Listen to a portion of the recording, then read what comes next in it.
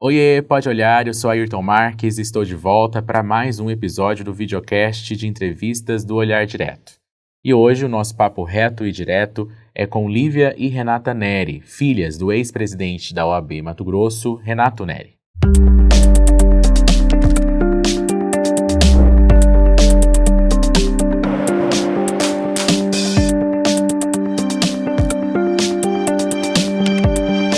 Hoje recebemos duas mulheres que passaram a viver uma realidade que nenhuma família imagina enfrentar. Há pouco mais de 2 anos, elas perderam o pai, o advogado Renato Neri, ex-presidente da OAB Mato Grosso, morto após ser baleado em frente ao próprio escritório em Cuiabá. Desde então, a família acompanha uma investigação que revelou uma suposta organização criminosa, denúncias envolvendo produtores rurais, policiais militares, intermediários e um executor que recentemente foi condenado pelo Tribunal do Júri. Mas, para além do processo judicial, existe uma história marcada pelo luto, pelo medo, pela exposição pública e pela busca por respostas. Hoje nós conversamos com Lívia e Renata Neri sobre tudo isso, como a vida mudou, como foi assistir ao primeiro julgamento, a expectativa para os próximos júris e o legado deixado por Renato Neri. E para este episódio eu conto novamente com a ajuda do meu amigo Pedro Coutinho, que escreve para o Olhar Jurídico. Pedro, muito obrigado por estar aqui novamente e seja bem-vindo. Obrigado, Ayrton. Obrigado, convidadas. Um caso emblemático, de peso para toda a sociedade, que a gente tem acompanhado desde o começo. Então, para mim, vai ser de muita importância a gente se aprofundar um pouquinho mais hoje. Exato. Obrigado. Lívia, segunda vez que você está aqui no Pode Olhar, a gente conversou no ano passado. Quase um ano já se passou, né? E as investigações também se aprofundaram, o julgamento também se iniciaram. Muito obrigado por estar aqui novamente. Eu que agradeço. Renata, muito obrigado também. Naquela ocasião você acompanhou ali nos bastidores, mas hoje está aqui para conversar também com os nossos espectadores, falar um pouco como que está a família e como vocês estão acompanhando tudo isso. Muito obrigado. Obrigada a vocês. Antes da gente começar de fato, só um recado para quem está nos assistindo, é que este episódio está na íntegra e em formato de áudio, também disponível nas principais plataformas de podcast. É só pesquisar Pode Olhar ou então Estúdio AD no Spotify, no Deezer e no Apple Podcast. E bora ser um seguidor fiel do nosso videocast aqui no YouTube, então assine o nosso canal e ative o sininho para ser notificado a cada vez que o novo episódio for disponibilizado. Lembrando que isso acontece toda quinta-feira. E aí, com o episódio no ar, você pode deixar a sua opinião nos comentários e também compartilhar com amigos e familiares. Como eu disse na abertura, hoje a gente vai conversar com a família do Renato Neri. E antes da gente começar a conversa, é só pontuar para quem está nos assistindo e que talvez não saiba exatamente do que se trata. A gente vai falar sobre a investigação, né, que aponta que o assassinato do advogado Renato Neri foi motivado por uma disputa judicial envolvendo mais de 12 mil hectares de terras em Novo São Joaquim. Segundo a denúncia, o crime foi encomendado pelo casal César Jorge Sec e Julinere Goulart Bastos, que teria pago 200 mil aí para a execução. De acordo com as investigações também, a execução contou com uma rede de intermediários formada por policiais militares. O sargento Heron Teixeira Pena Vieira teria contratado o atirador, o caseiro Alex Roberto de Queiroz Silva. Já os PMs Jackson Pereira Barbosa e Ícaro Natan Santos Ferreira são acusados de coordenar a ação, fornecer a arma utilizada no homicídio e intermediar os pagamentos. Os dois também respondem por fraude processual e abuso de autoridade por supostamente tentarem dificultar as investigações. Lívia e Renata já se passaram mais de 2 anos, pouco mais de 2 anos, né? Foi em julho de 2024, desde o assassinato do pai de vocês. Quando vocês olham para trás, o que mudou dentro de vocês? O tempo ele ameniza a dor ou, na verdade, ele faz com que a ausência fique ainda mais evidente? Eu acho que o nosso foi um luto tardio. Por quê? Porque, a princípio, a gente estava no olho do furacão. A gente estava tentando entender o que estava acontecendo, a gente estava... foi uma bomba que se estourou na nossa família. Então, a gente não sentiu, a princípio, a ausência. A gente só estava tentando sobreviver. Então, por isso eu falo que é um luto tardio, mas, ao mesmo tempo, quando é uma morte repentina, demora para digerir, né? Então, acho que a gente está digerindo isso agora, que as coisas se acalmaram, que a gente tem um norte, que a gente já sabe, mas o que aconteceu, né? Na verdade, assim, um luto é sempre difícil, né? Ninguém está preparado para a morte dos pais. E aí, quando a pessoa é arrancada dentro de você, você tem que se reinventar, né? E aí, numa tragédia, é bem complexo, né? Porque a gente primeiro foi atrás de entender o que aconteceu, atrás de justiça, para depois começar a viver esse luto. A ausência você sente todos os dias, né? Não tem como, né? Porque como a gente trabalhava, né? No mesmo local que ele trabalhava, a gente via ele diariamente, né? E aí não tem mais aquela pessoa e você revive aquela cena, né? Que nos primeiros dias passava ali, parecia que ele estava ali, ou na sala, ou estava estirado no chão. Então, assim, é muito difícil, né? Mas o tempo ele vai amenizando as coisas também. Existem pessoas que falam, né, que essas perdas fazem com que divide um antes e um depois disso Sim. que aconteceu, Sim, né? somos outras pessoas. O que assim, mudou, eu acho que principalmente na visão tudo, de vocês, inclusive, internamente? eu acho que mudou o nosso círculo de amizades, o nosso círculo social. Muita gente, por ser uma tragédia, se afastou completamente, outras pessoas se aproximaram. Muitas pessoas, a princípio, tiveram talvez julgamentos, né? Porque, como eu escutei, né? Se a pessoa foi morta é porque ela mereceu. Então, assim, ali coisa boa não é. Então, houve uma mudança, inclusive, do círculo, das pessoas próximas, das pessoas em quem a gente confiava, quem a gente não confia. E eu lembro que teve um comentário no velório que uma amiga minha falou assim, é bom, né, a gente sente todo o amor de todo mundo, assim, sabe, as pessoas, o carinho. Eu falei, não necessariamente, porque muita gente que eu esperava que fosse, talvez, estar aqui, sumiu completamente, justamente por ser uma pessoa de dentro meu pai foi presidente da OAB, então eles não sabiam se tinham outras pessoas envolvidas, não queriam se comprometer, não queria comprometer, se vincular de alguma forma, não. A imagem. E parecia também que tinha gente que tentou se vincular para uma promoção. Sim, isso também teve, mas assim, isso foram aproveitadores. Não, isso o Lívia falou, lembro. Isso assim, foram pessoas que, isso eu falei inclusive no júri, né? Uhum. Que vieram como se fossem nossos amigos, que vieram querendo oferecer 1000 coisas, querendo oferecer ser nosso advogado, nos assessorar.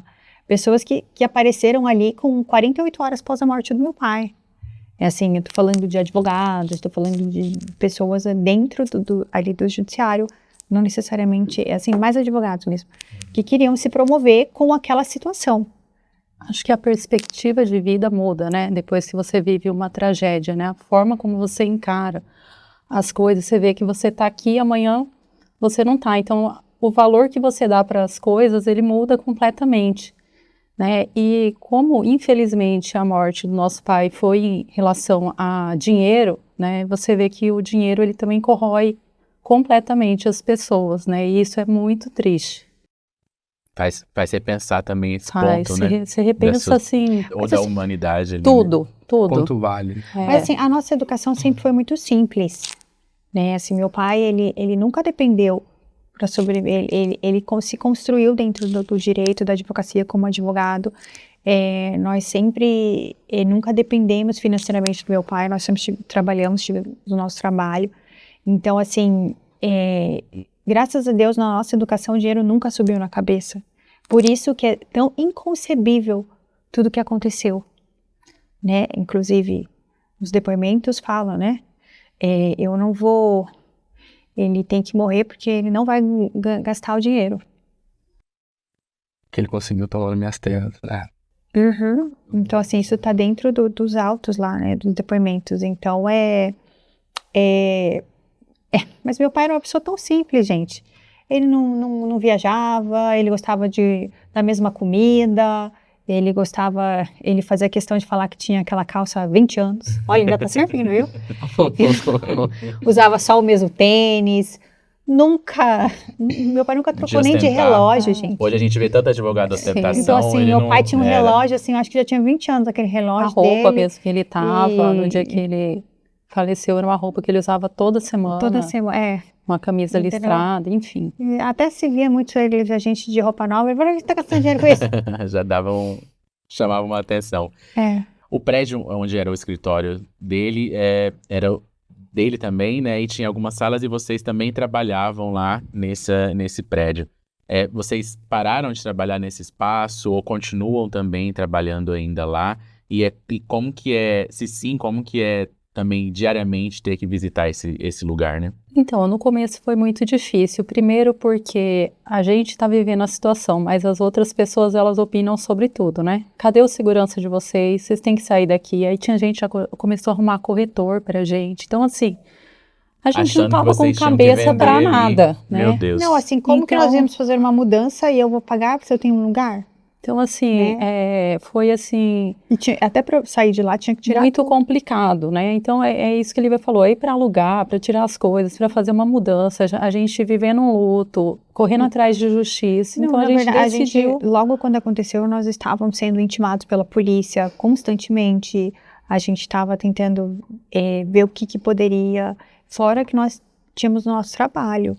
E aí tem questão de inventário, enfim. Uhum. É uma situação que a gente realmente viveu, assim, uma avalanche de coisas em cima da gente. Então, a gente decidiu ficar e aí a gente foi, acho que, ressignificando, né, aquele lugar. Porque era o lugar que a gente já trabalhava, tinha muito tempo, era o prédio do meu pai, né? Depois a gente decidiu fazer uma homenagem, colocar o nome dele, colocar uma estrela. E eu acho que a gente conseguiu, né, continuar. A gente continuou trabalhando lá, sem estar com aquela memória de dor ali, né?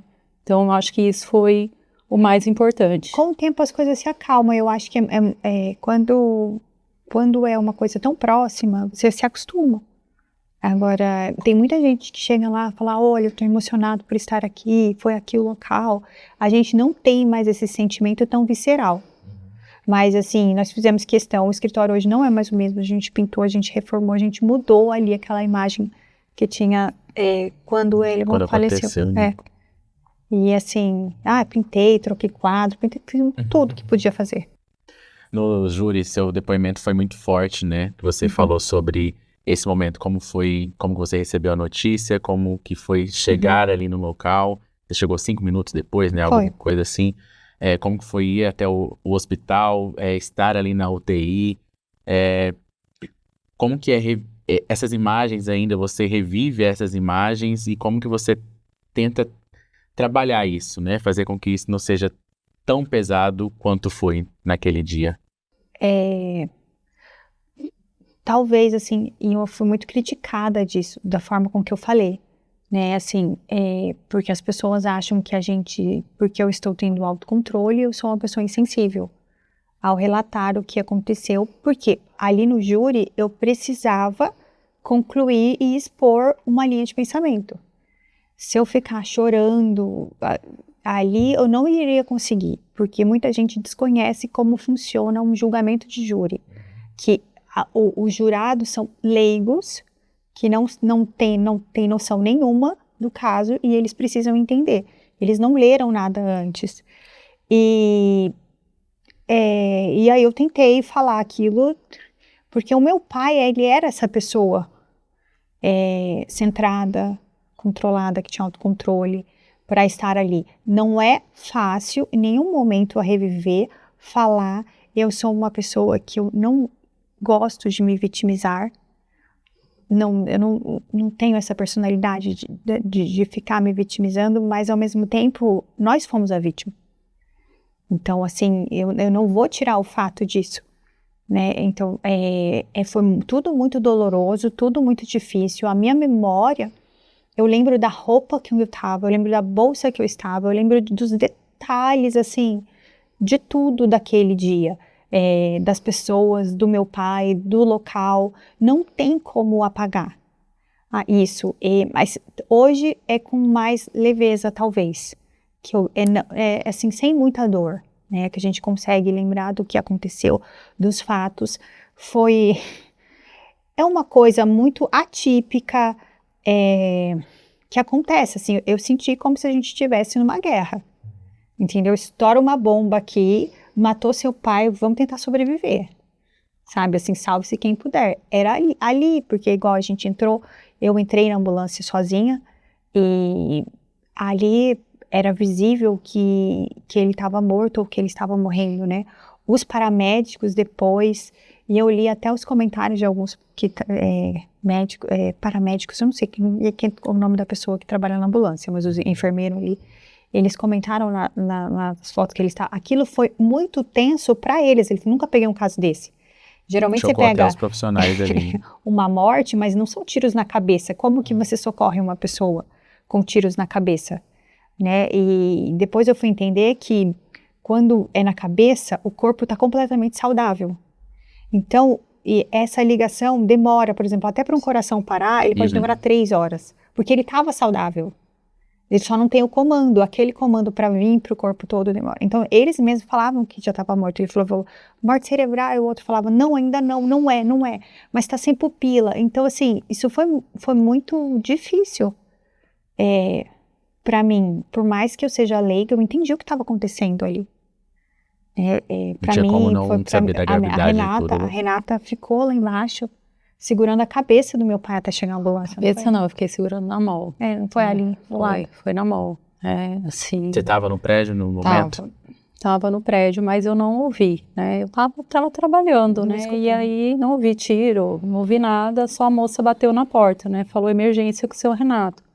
Eu peguei meu celular, acho que ela bateu na porta do Valmir também, que é do lado, e a menina que estava comigo, as duas, né? Estavam duas, descemos a escada correndo, né? E aí ele já estava lá.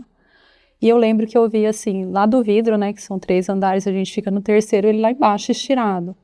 E aí a hora que a gente chegou, já tinha policial lá, né? Já perguntando para mim e pro Valmir se a gente fazia ideia do que era. E assim, eu não estava nem assimilando ainda o que tinha acontecido, né?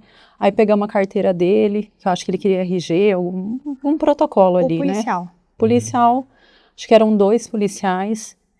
E aí perguntou se já tinha chamado a ambulância, né? Já tinham chamado, porque foi o menino do ar-condicionado que estava mexendo no ar-condicionado do piso de baixo que viu o carro da polícia e acenou. Acenou, falou, né? E aí pararam, né? Então eles desceram. Quer dizer, a polícia chegou mais rápido, que eu não sei quanto tempo que a gente demorou para descer, mas foi muito... Nas imagens a gente vê que a polícia estava próxima mesmo. Ali, eles né? estavam bem descendo rápido. Provavelmente a avenida. Uhum. E aí alguém acionou. Mas assim, até o que a Lívia falou, ele aparentemente, né, na hora que eu tava ali com ele tava assim, o corpo tava, né, a respiração, né, embora bronquio aspirando. Tava né? lutando, assim, pela vida. Tava vivo, né? Tanto que a primeira pessoa que eu falei ali, né? A menina do escritório ligou pra Lívia, a Lívia falou que tava chegando. Aí eu falei, vou avisar alguém. Eu coloquei no grupo da família, eu não sabia o que fazer. Aí meu primo, que é médico, ligou na hora pra mim, né? Ele falou, Renata, vê aí pulso. Eu na hora não sabia nem... Desespero, né?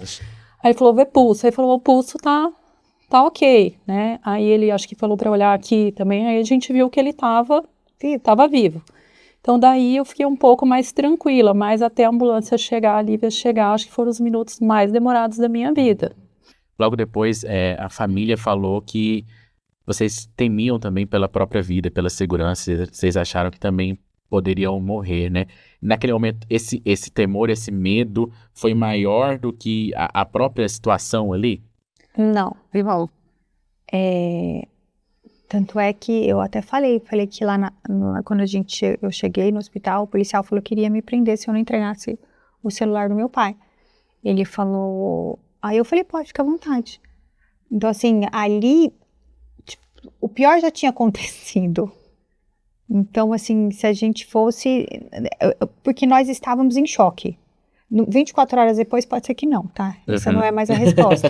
Mas naquele momento a gente estava em choque, né? Em choque, assim. Quando eles foram para entubar meu pai, aí que eu vi que estava perdido, porque jogava sangue para todos os lados, assim, parecia que a cabeça dele estava explodindo.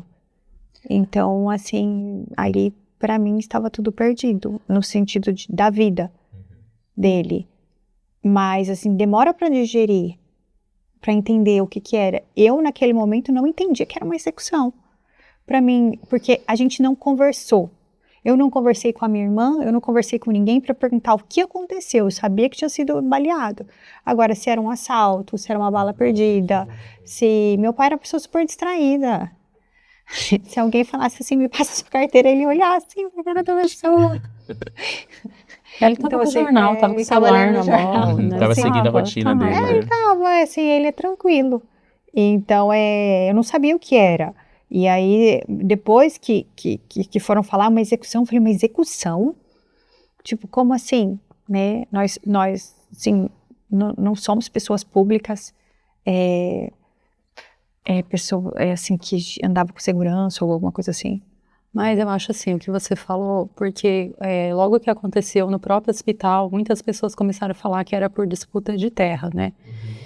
E aí, como a gente sabia que, né, ele atuava nessa área agrária e nós éramos herdeiros, as pessoas que começaram a falar, a gente não estava nem pensando, né, se a gente estava correndo risco ou não, a gente estava tentando entender o que estava acontecendo. Então, as pessoas começaram a falar, né, que a gente podia estar correndo risco, que não era para a gente dirigir, que era para arrumar a segurança, que era para mudar de prédio, para não... Mudar de Enfim, casa. mudar de casa, Usar Mudar outro de vida, carro, né? mudar de praticamente. vida. Então, mudar de assim, cidade, de tudo. E como que foi para que vocês começassem a ter essa segurança e também ter essa noção e essa paciência também de entender que não era toda essa situação, que vocês estavam aparentemente seguras, né? Eu acho que demorou muito Foi uma tempo. reunião familiar, foi uma questão Não. da família, como foi todo esse Isso processo? demorou muito tempo, porque cada dia era uma novidade, né? Não, vocês têm que sair do escritório, você tem que trocar de carro. Eu recebi no meu celular vários carros blindados. Olha, tem que comprar esse aqui, esse aqui, esse aqui. Bem, Corretores. então, assim, corretores de imóveis. mensagens de madrugada, gente da família, sonhei que você não tá bem, que você tá em Meu risco. Deus. E a gente ia na polícia, o próprio delegado, o pessoal não dava segurança nenhuma para nós. Então, assim, isso foram meses. Porque a gente não sabia, né, o que tinha acontecido, né? Quem encomendou essa morte, né? Tanto a gente é tá em que- risco, não tá? Assim, vocês sabiam que o Nery litigava em questões de terra, mas ele nunca levou, por exemplo, um grilo, uma preocupação desses casos Sim. para Não, vocês? a gente tinha ciência dos casos, do que se tratava, do que Uhum. era. Sim, nós sempre tivemos, eu acho que no último ano, todas as Porque gera decisões estresse, dele, né? ele Essas mandava disputas. cópia por e-mail para nós. Olha, para vocês estarem sim, cientes, para vocês entendi, saberem o que está entendi. acontecendo. Uhum. Ele mandava, mas assim, a todo momento que sempre foi falado que poderia ter alguma retaliação, meu pai sempre achou que poderiam tentar manchar a imagem dele como advogado. Nunca que seria algo tão Nunca extremo. seria, jamais Tipo um se imaginou. vazamento. Não, assim, tentariam denegrir a imagem dele, falar alguma coisa dele como profissional, não Uhum. como a pessoa dele. Então, assim, nós nunca passou pela cabeça que isso poderia acontecer. Ou nenhum sequestro, nada. A gente não achou, mas assim, essa segurança foram muitos meses para a gente ter. Tanto é que teve um dia que eu falei, Renata, eu vi na câmera lá do escritório um motoqueiro parado. E ele parou, tirou umas fotos lá do escritório. Eu falei, olha, ninguém vai trabalhar amanhã. Essa madrugada o rapaz fez isso, e na verdade era a nossa central de segurança fazendo a ronda. Oxe. Olha só. Então, assim, mas assim, a gente estava sob alerta o tempo todo. Com medo de moto, né? Porque a gente continuou Claro. trabalhando ali, né? Então, Claro. assim, se eu vi uma moto, você Se ficava... associa na hora. você ficava assim em estado de alerta, né? Então, ficou uma tensão durante vários meses, mas eu acho que a partir do momento que a investigação foi avançando, a gente foi sentindo um pouco mais de segurança, né? Não sei nem se seria essa palavra, né? Mas a gente foi ficando um pouco mais tranquilo e a gente decidiu não fazer nada assim, né? Mas antes disso, de imediato ali, né? Que é o que as pessoas... Tipo, não contratar equipe de segurança, não blindar um nada. carro. não, na verdade, o que aconteceu? Chegou um dado momento que nós sabíamos que tinha sido executado por um policial. Depois Foi a no primeira final, a suspeita, gente né? soube Sim. que foi uma pessoa treinada por um policial. Não Uhum. foi um policial. Mas por saber que era alguém da polícia, nós estávamos inseguras até de ter segurança. Uhum. Ah, com Tinha uma certeza. pessoa que Porque vai não ter... sabia. Se Poderia ser você é uma segurança, infiltrado poderia ali, ser né? uma pessoa que Uhum. iria nos seguir. Uhum. Então, nós tínhamos a gente ficou meio que sem saber o que fazer. E também, um segurança era mais fácil a gente mudar de cidade, porque ia ser uma invasão de privacidade muito grande. Mas antes disso, dessa tranquilidade, dessa aparente tranquilidade, eu decidi, 3 meses depois, colocar os outdoors na cidade. Aí a Renata, a princípio, era contra, o meu irmão era contra, porque Nesse poderia primeiro ter início raliação. foi cobrando... 3 meses depois. A gente cobrando providências. Porque Uma demorou resposta, um pouco, demorou. né, para a investigação Demorou andar, muito. né? A gente não sabia se estavam fazendo demorar, se não queria chegar. A gente não sabia. E aí falou, não, isso é perigoso, isso é muito perigoso. Cuidado com onde você está mexendo, cuidado. E aí eu peguei e fiz.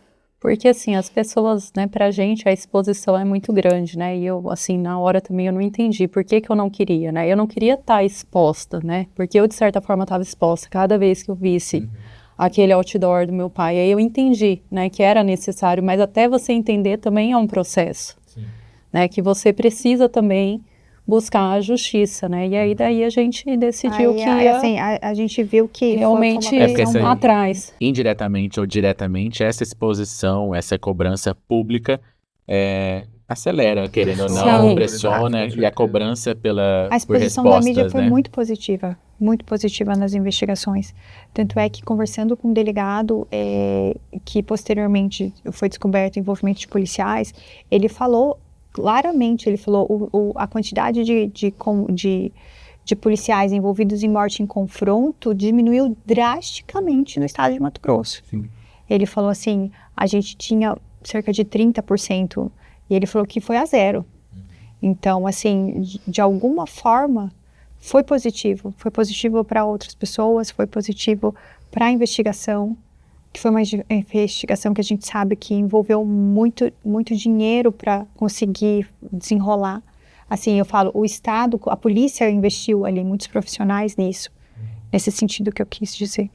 Antes da gente falar um pouco sobre esse primeiro júri do Alex, né, que foi quem executou o crime, se vocês hoje pudessem ter apenas mais 5 minutos com o pai de vocês novamente, qual que seria a pergunta ou o que vocês diriam para ele?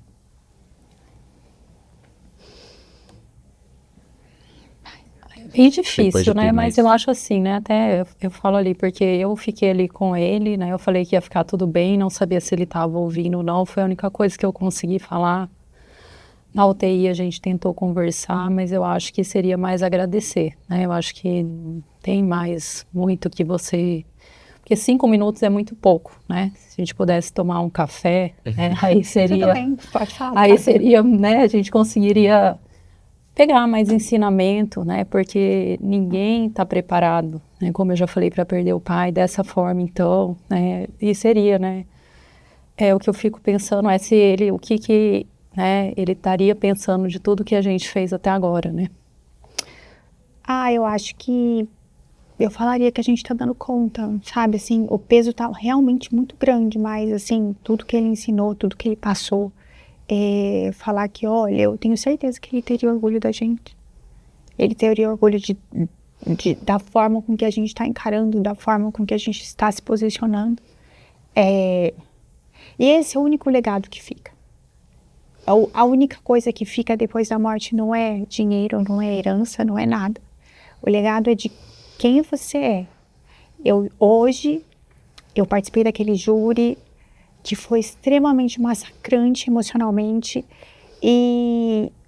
porque eu tenho certeza que meu pai se orgulharia de mim, e um dia o meu filho, quando vê, ele vai se orgulhar de mim, para ele querer ser uma pessoa de bem.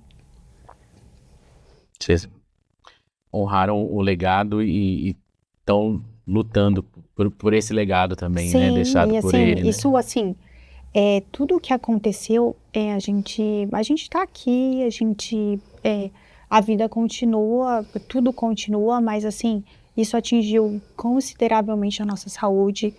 Por exemplo, depois daquele júri, eu tive uma pressão muito grande no ouvido, a minha pressão, como a pressão sanguínea não sobe, zunido no ouvido, insônia, aquilo te Foi desestabiliza. fisicamente, né? Fisicamente se desestabiliza muito. A minha irmã, 6 meses depois do meu pai falecer, ela travou da coluna, que o médico falou, você opera agora ou você pode não andar. Na verdade, o processo é todo muito difícil, né? Eu fiquei com uma dor da hora que eu desci a escada e arrastei 6 meses para decidir operar da coluna, né? Então, eu, além da dor emocional, tava com uma dor física e formigando os 2 pés, né?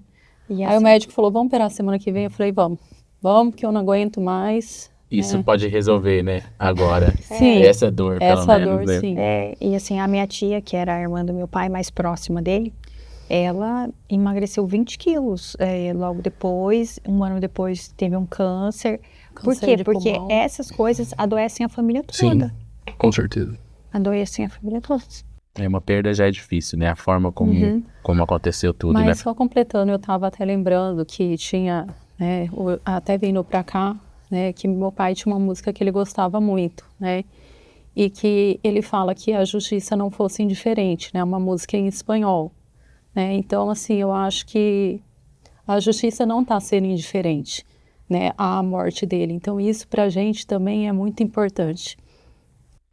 Muito pela luta de vocês também, né? Pra não deixar que isso... Falando um pouco sobre o júri do Alex, como que foi, você prestou esse depoimento, né, e você acompanhou, né, Renata, como que foi se preparar emocionalmente para esse momento? A gente sabe que tem todo o processo da investigação, tem o trâmite processual depois que o Ministério Público faz a sua parte de apresentar essa denúncia, mas esse momento é muito determinante, né, para se vai haver justiça ou não. Como que vocês se prepararam emocionalmente para isso? Ou não se prepararam? Ou não tem como se preparar, não tem como né? se preparar, né? Eu me preparo muito, posso falar com a minha religião, e eu acho que, na verdade, tudo é muito surpresa, né? Porque, igual me falaram o tempo todo, vai depender do que for perguntado, você vai falar o que foi perguntado. E graças a Deus, o defensor não me questionou, né? Porque tinha o momento do promotor e do defensor. Então, porque as perguntas do promotor ainda são muito amigáveis, né? O defensor não, seria para ataque, né? E a gente sabe que virão outros júris que serão muito mais combativos nesse sentido.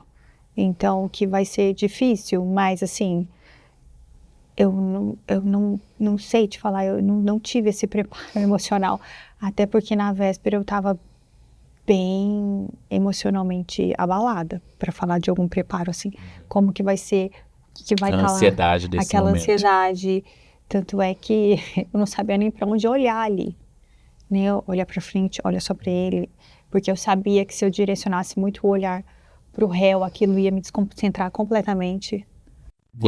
E qual que foi a sensação quando você viu ele? Você já tinha visto ele pessoalmente ou tão próximo? Não, e assim eu quis, tá? Pra falar, porque assim, eu sou uma pessoa muito reativa, a minha personalidade. Eu acho que a morte do meu pai fez eu melhorar muito nisso. Mas assim, naquele ímpeto, no momento que descobriu, eu queria tudo. Depois não tem porquê, não tem o que ser falado, nada do que eu fale vai mudar a situação. Entendeu? De algo que já passou, uma pessoa que estava determinada, a gente não convence, né? Não é porque eu vou falar alguma coisa que vai tocar o coração da pessoa.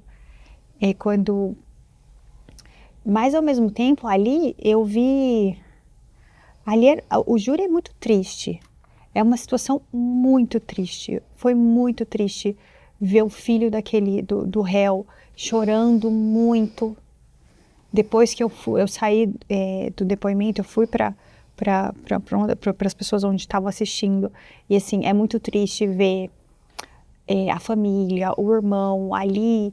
E assim, foi passando o júri, né, no final do dia. Ele estava muito abalado, descompensado, mordendo a mão, batendo a perna. É a decisão de uma vida, né? Então, assim, eu não tenho como falar que eu estava contente com aquilo. Não tem, ali eram 2 famílias destruídas. E aquele garoto que assistiu, o filho dele, ali é determinante para a personalidade dele. Ele via em detalhes o que o pai dele tinha feito, desde tráfico de drogas, de planejar, de treinar. Você vê aquilo, uma imagem de pai sendo completamente desconstruída. Então, assim, era triste para todo mundo.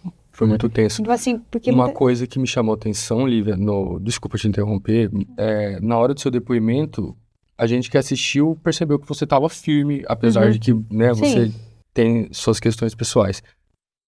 E aí também teve repercussões em cima disso, né, das pessoas falando e tal, essa moça tá muito fria, que não sei o que e tal. Essa sua segurança, entre aspas, talvez veio da sua vontade de fazer e participar do fazimento da justiça ali naquele momento? Foi passado para mim, por todo mundo, que o meu depoimento seria determinante, porque os júris não sabiam do caso, que o meu depoimento seria determinante para saber. Então, assim, eu tinha essa necessidade de conseguir expor tudo o que a gente passou naquele dia. E assim, é muito difícil no interrogatório, que você é constantemente, ele faz perguntas específicas, não fala disso agora, vamos falar disso depois. Ter uma linha de raciocínio, principalmente sobre pressão, né? Ali eu vi os comentários, criticaram a minha concordância verbal, criticaram a minha postura, criticaram a minha roupa, as pessoas criticam tudo. E eu falo que a internet é uma terra sem lei. Porque as pessoas são muito cruéis. Falaram assim, olha, tá vendo o nível de insensibilidade dela? Cabe uma investigação. Chega a ser doentio, né? Comentários assim, né? Sim, muitos comentários surreal, doentios. Né? Muito. Me chamaram de caricata. Então, assim, você não deveria ler. Sim, eu não deveria ler. Mas eu acho que você tá me exigindo demais. Assim como as pessoas também não deveriam escrever, né? Claro. Principalmente então, isso, assim, né? Eu sei, Porque assim, as pessoas que estão a próximas coragem, de né, mim de fazer sabem o quanto a gente sofreu e o quanto a gente sofre ainda em ter que reviver, e o próximo júri vai ser a mesma coisa, né? Você precisa expor ao máximo, você precisa mostrar o que você viu, você falar porque, querendo o ou que não, você viu. é um processo de convencimento Sim. esse júri, né? Que Então, assim, pode até ter ouvido falar alguma coisa, mas não sabe os detalhes E as pessoas são muito cruéis também com relação à vítima, né? A todo momento, todo mundo fala que a pessoa que morre, ela devia, porque aconteceu alguma coisa nesse sentido, você deveria ter vergonha do seu pai, e por aí vai. Lívia, você falou sobre esse momento da família também do Alex. Eu quero assistir com vocês aqui um trechinho desse julgamento do júri no depoimento do Alex. Pode me explicar como que essa arma que o senhor entregou pro tal do Rampa, que o senhor não sabe o nome e o paradeiro, foi parar nessa cena desse crime? Explicar, não. Não sei. Tá sorrindo por quê? Não tô sorrindo. O senhor chegou aqui no plenário do Tribunal do Júri com um sorriso. Sim. Tem 1 ano e 2 meses que eu não via meu filho. Acabei de ver ele ali. Aí o senhor decidiu sorrir aqui. Pra ele. Pra ele? Pra ele, sim. Eu, na realidade, eu fiquei bastante... Nunca fiquei longe dele. Nunca. Tem 1 ano e 2 meses que eu não via ele, tanto que eu pedi pro advogado meu pedir se eu posso ver ele, dar um abraço nele. Tem 1 ano e 2 meses que eu não vejo ele. Durante o depoimento dele, durante o júri, vocês chegaram a perceber isso também, esses momentos de sorriso, como que vocês reagiram a esse momento que o promotor ali faz essa indagação ao Alex? Eu acho que ele estava rindo de nervoso, de verdade. Tem gente que ri. Eu fui também criticada por isso, que fala que eu tô rindo em alguns momentos. Foi tão pouquinho. Assim, sabe? É involuntário, é inconsciente. Eu vi depois o meu depoimento, né? O Alex estava o tempo todo de cabeça baixa. Ele não queria me encarar. Então, assim, eu não acho que foi desrespeitoso. Também não vou, assim, isso daí pode ser distorcido, né? O que eu tô falando. Eu acho, sim, é visível que ele é um criminoso, né? Tudo, o passado dele de tráfico, o fato de uma pessoa ser contratada e treinar por 3 meses como atirar. Tanto é que ele enganou, vamos dizer, todo mundo achou que ele fosse um policial. Então, assim, foi uma pessoa que treinou para matar. Ele não treinou para defender, ele treinou para matar. Ele treinou em garrafas para poder acertar na cabeça. Então, todos os dias que ele colocou a cabeça dele no travesseiro, ele sabia que ele ia matar. E se você for ler os autos, né, as conversas que ele teve, tanto com a esposa quanto com outras pessoas, ele falava que ele estava fazendo coisa errada, que ele sabia que ele ia fazer, que ele não dormia direito porque ele estava fazendo umas coisas erradas. Então, ele tinha total consciência, ele teve muito tempo para se arrepender daquilo. Então, assim, eu não tiro nada disso, assim, a gente está falando realmente de um criminoso. E um criminoso insensível nesse sentido. Só que era uma pessoa que tinha um filho, que aparentemente o filho gostava dele, que tinha um vínculo, e que é um ser humano, nesse sentido. Não que eu não queira que ele seja punido, ou que eu acho que ele não teria que ser preso, não, sim, e com uma pena rígida, como foi. Você está apontando as consequências para a família dele também, que não, o filho não tinha Assim, nada a ver com isso, né? É uma também. criança, mas eu não acho que ele, igual me questionaram se ele teria que estar algemado, se ele era uma ameaça ali. Não teria como ele, tipo, se eu estava com medo dele estar na minha frente. E não, assim, ele estava na minha frente, mas tinham 2 policiais armados e ele estava sem nada. Então, assim, o que uma pessoa que é mais baixa que eu ia fazer? Não, eu não estava com essa insegurança, mas ele estava visivelmente constrangido mais do que eu, né? Com certeza. Então, mais do que eu e mais assim, essa parte dele estar debochando, eu não acredito nisso. Pode ser que sim, talvez seja ingenuidade minha, né? A gente achar que no fundo as pessoas têm bom coração, de que ele era um pai, pode ser ingenuidade. Mas se eu for ver o mal em tudo, eu não vou viver, porque eu acho que tudo que aconteceu já é cruel demais. E ainda teve aquela questão de que ele se vangloria, né? Depois do crime. Como que vocês avaliaram isso, assim? Ele negou, Então, né? eu acho que é, Coisa, mas tem... Mas assim, é muito que teve... complicado você julgar uma pessoa, né? Assim, e a gente vem sendo muito julgada também, né? Então, assim, se ele vangloriou ou não, né? Não, ele vangloriou, porque no depoimento o Caster falou que ele vangloriou, e uma outra pessoa falou também, falando de como ele... Porque o que aconteceu? Na execução, ele atirou e ele tinha que atirar e sair correndo, porque senão iriam atrás dele.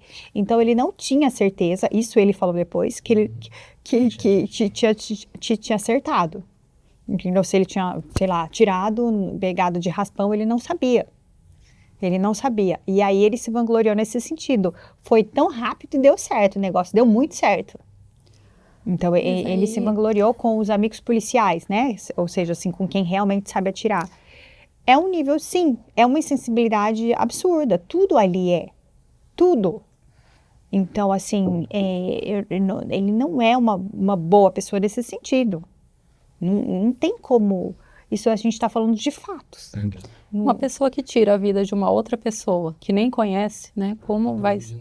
É a troco de nada, como que ela vai ser uma pessoa que tem um caráter?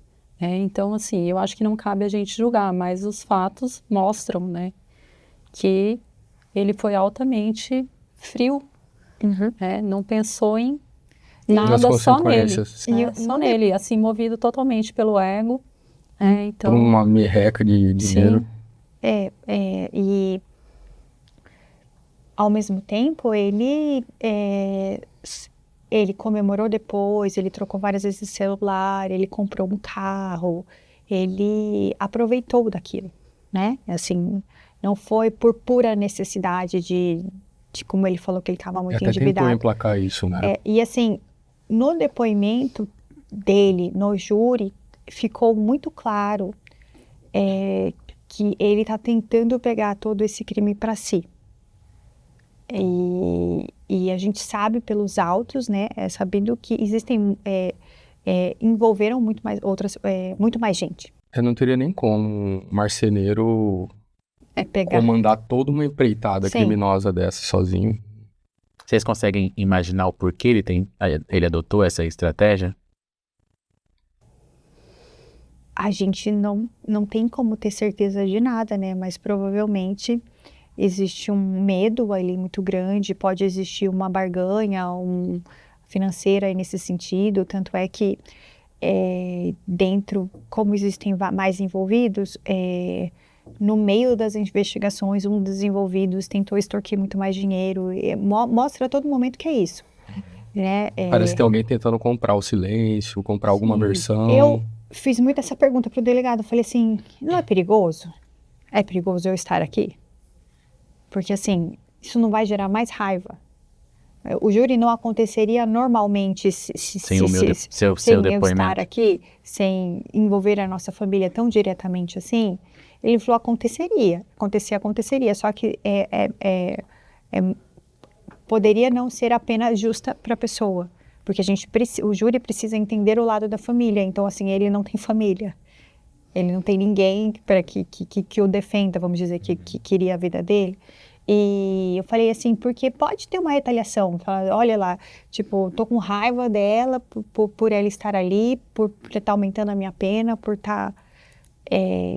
Ele falou assim, fica tranquila, eles têm medo de todo mundo. Quem extorquiu tem medo do outro, do mandante que tem medo do outro, ele tem medo de você, você tem medo dele. Ele falou, é assim que funciona, assim, esse círculo aí. E qual foi a sensação quando a decisão foi tomada e ele foi condenado? Eu poderia falar para você que foi alívio, mas não foi. Não tem como ser alívio. Eu sabia que era um júri muito tenso que tinha acontecido, de outros muito mais complicados que iriam vir. Eu vi 2 famílias destruídas. Uma pessoa que destruiu a própria família, ali vi a tristeza daquele deferimento da família dele e vi a tristeza da minha família. Porque nenhuma decisão vai trazer meu pai. É muito fácil falar, mas a justiça foi feita, mas isso não alivia ninguém. Não é assim, tá, ele vai estar preso, ele vai seguir, né? Mas assim, o fato de que foi um réu confesso, sendo que a gente tem todos os outros que não são, eu sabia que iriam ver júris mais complicados, que demorariam mais. Então, assim, é o início de um período turbulento, foi isso. Mas assim, falar que foi um alívio, não foi. Nenhum alívio. Vocês vão continuar na assistência da acusação? Sim. Vamos. Né? A gente vai revezar, né? E assim, como ela falou, é só o começo, né? Foi o primeiro, a gente tem ainda 5 júris, né? Tudo indica que vão ser júris assim, separados. E todo mundo que passou as informações fala para mim, esse vai ser o mais simples. Esse vai ser o mais com simples. certeza, a gente tinha esse termômetro Que ele também. confessou ali. Né? Então, assim, esse vai ser mais simples, ele não tinha um advogado. Então, assim, a gente tá bem tensa, né? Eu acho que as últimas semanas foram de muita tensão, muita ansiedade, né? A gente fica querendo saber quando que vai ser o próximo, quando que isso acaba. Porque assim, a gente revive tudo, né? A cada notícia, a gente tá aqui, né? A cada vez que a gente lê um comentário que seja, enfim. Então, assim, é um período que volta um pouco, né? Do que a gente viveu lá atrás. E volta, assim, como se fosse agora, né? Uhum. E a gente sabe que o próximo júri será nos próximos 30 dias, né? Será ainda nessa temporada. Eles falam que existem as temporadas de júri. Foi avisado, inclusive, no dia do julgamento.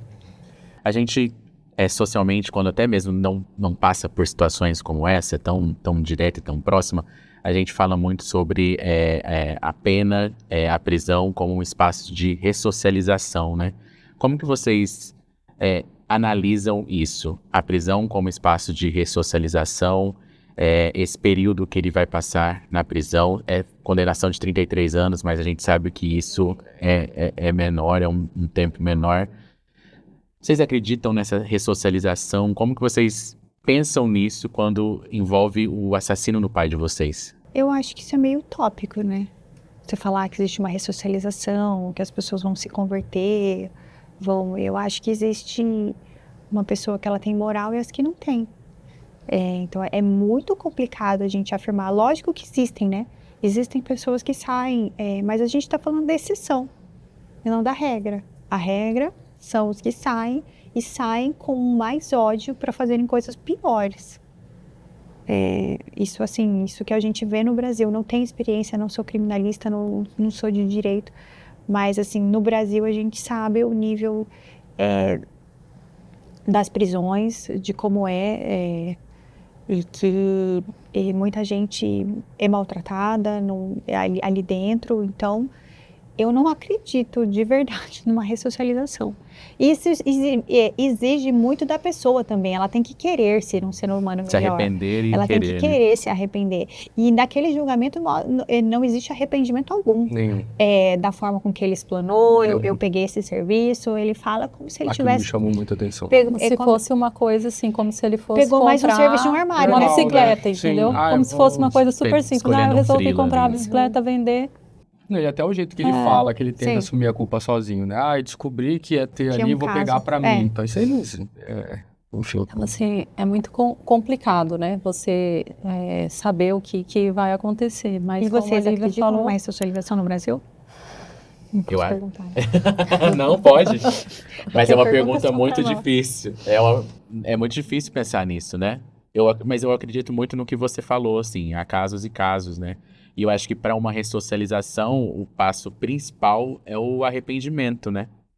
Porque o arrependimento pelo ato que você cometeu, assim, o mal que você causou a outras pessoas, acho que é o pontapé, assim, o mínimo que você tem que fazer é se arrepender e buscar, não sei, talvez o perdão, mas buscar de alguma forma uma recompensa ou corrigir esse erro, né, que você cometeu. Falando um erro, mas é um erro muito grave, né? Sim, não é não, nem mas um assim, erro, mas é um nada crime justifica, mesmo, né? né? Mas assim, nada pelo justifica. Eu menos até falei erro, mas nem é erro, é um crime, Sim. né? Mas Não tem no como. momento ali não se vê nem um pouco de arrependimento. E isso de nenhum dos envolvidos. A gente vê esse arrependimento, isso é visível dentro dos autos da quebra de habeas sigilo. corpus em cima de habeas corpus, né? Então, assim, uma tentativa só recurso... de se livrar Então, assim, a gente vê, e com argumentos tão superficiais, né? Que os argumentos são que tem família com TDAH, que precisa estar ali. E assim, tá, tudo bem, tem déficit de atenção. Mas e nós? Né? A gente entrou em pânico. Nós adoecemos, assim, fisicamente. Então, assim, isso é motivo? As investigações, elas apontaram uma estrutura que, segundo a denúncia do Ministério Público, envolveria mandantes, intermediários, policiais militares e o executor, né? Quando vocês perceberam que o caso poderia ter essa dimensão, essa organização, né, criminosa, qual que foi a reação da família? A gente ficou assustado, né? Porque ninguém imaginava que eram tantas pessoas envolvidas, né? O que a gente imaginava? Ainda mais com policiais. Era que existia um mandante e um executor. Na nossa cabeça é isso que funcionava, assim, funcionava um crime, né? Alguém contratava uma segunda pessoa que matava, não que tiver uma segunda, uma terceira, uma quarta, uma quinta pessoa envolvida. E aí policiais da Rotan, né? Isso acabou causando mais medo na gente mesmo, né? Porque a polícia que tá para defender matou o nosso pai, e agora, né? Então, para onde a gente vai recorrer? E existia uma engenharia financeira também, né? Só que ao mesmo os pagamentos tempo, foram... ao mesmo tempo a gente viu que a Polícia Civil estava muito comprometida, né? O delegado desde o começo falou, eu vou resolver esse caso. E ele resolveu, né? Então tinha, no caso, né, tem a polícia que realmente defende a população e infelizmente tem a polícia que é corrompida, né? A gente não está querendo dizer que a polícia militar é corrompida, tá? Existem pessoas ali Sim. dentro, Claro. né? Não é a instituição, Não né? é a instituição. Claro. E houve uma engenharia financeira também, né? Sim. Era o dinheiro que era passado para um, que aí chegava na conta de outro, era de forma fracionada. Dinheiro vivo. Inclusive, existiu a possibilidade até ali né, de pagamento em joias, não somente em dinheiro, né? Foi oferecido. Na visão de vocês, tinham tudo para esse crime não ser solucionado? Ou ser, como dizem, o crime perfeito para que o verdadeiro mandante, os envolvidos não fossem descobertos? Em vários momentos da investigação, a gente achou que não fosse chegar numa solução. Em vários, assim. Pelo tempo, tudo bem que quando acontece a vítima quer que seja de imediato, né? A gente sabe que não é dessa forma. Mas pelo tempo, por saber que envolvia policiais, a gente chegou a pensar que não iria chegar numa solução ou num ponto final. Chegamos, sim, por essa engenharia, porque na primeira semana após acontecido, nós sabíamos que tinha a polícia envolvida, pela forma com que aconteceu, né? Pelo fato do atirador em uma moto só atirar. Existe todo um treinamento policial da postura, então a gente sabia que tudo indicaria que era A questão policial. dos equipamentos, do armamento. Do armamento, a balas. própria Sim. Uhum. arma, né? Que é Própria arma adaptada. uma arma adaptada, uma arma que não se acha que ela é típica da polícia mesmo, né? Assim, não se acha para comprar, não é uma arma que usa nesses Na verdade, acho que a complexidade do crime foi bem grande, né? Para conseguir... o fato de ser um quebra-cabeça, né? Para conseguir claro. montar. Foi um quebra-cabeça que foi sendo montado. Foi um crime em horário comercial, numa das Aos avenidas poucos. mais De manhã, movimentadas. sexta-feira. Então, assim, era uma coisa... Não apresenta a pessoa, parecia que ela estava muito segura de si. Então, assim, se é um crime que vamos fazer e tá tudo certo. A impunidade vai reinar nesse caso. Perdão. O Dr. Bruno, ele fala que... Ele garante, na verdade, que essa movimentação financeira foi uma das principais provas que levaram à conclusão do caso. Vocês desconfiavam de alguma outra coisa, a não ser desse dinheiro, de algum outro tipo de pista que pudesse vincular os mandantes ao crime? Talvez a confissão informal da Julineri... Não, assim, a gente não teve, como a princípio foi uma operação sigilosa, né? não dos teve trâmites. A acesso, gente né? demorou muito para ter esse acesso. Então, a gente não sabia, literalmente, assim, porque o que mais me intrigava a princípio se a Fernando Correia, que a 5 metros do local tem uma câmera da prefeitura, como que ninguém pega nada? Eu ficava intrigada porque passaram-se meses e não conseguiram seguir a pessoa, né? Porque e se a polícia estava ali naquele momento, logo depois, por que ninguém foi atrás? Né? Por que ninguém saiu correndo atrás da moto se a polícia estava na avenida? Então, eu acho que isso, assim, o meu questionamento por muito tempo era esse. Como que não chegou alguém? Gente, não aconteceu de noite numa rua escura sem ninguém. Todos os estabelecimentos comerciais hoje, assim, não vou generalizar, 90% tem câmeras, né? Que poderia chegar em alguém. A gente está vendo de todo o desenvolvimento da investigação e também do processo, a gente tem aí o tribunal do júri de todos os demais 5 réus, né? Então, vai ser um processo demorado, mas também a gente tem a expectativa, vocês também têm a expectativa de ser esclarecedor. Vocês acham que depois de todo esse processo, quando tiver a condenação de todos esses outros 5 réus, ainda vai restar alguma pergunta ou vai faltar alguma resposta ainda que vocês vão sentir falta? Vai restar alguma coisa que vocês ainda não vão ter essa resposta? Essa resposta sempre vai existir, né? De por que uma pessoa fez isso, né? Será que dinheiro é motivo suficiente? Então, assim, tem essa resposta a gente nunca vai ter. Assim, para mim, vai ter esse questionamento para sempre. Como a gente né, não tem um coração ruim, né, não tem como a gente compreender, né, Poxa. o que levou as pessoas a fazerem esse crime. Mas eu acho que após esse julgamento, a gente vai ter um pouco mais de paz, né, em todos esses julgamentos.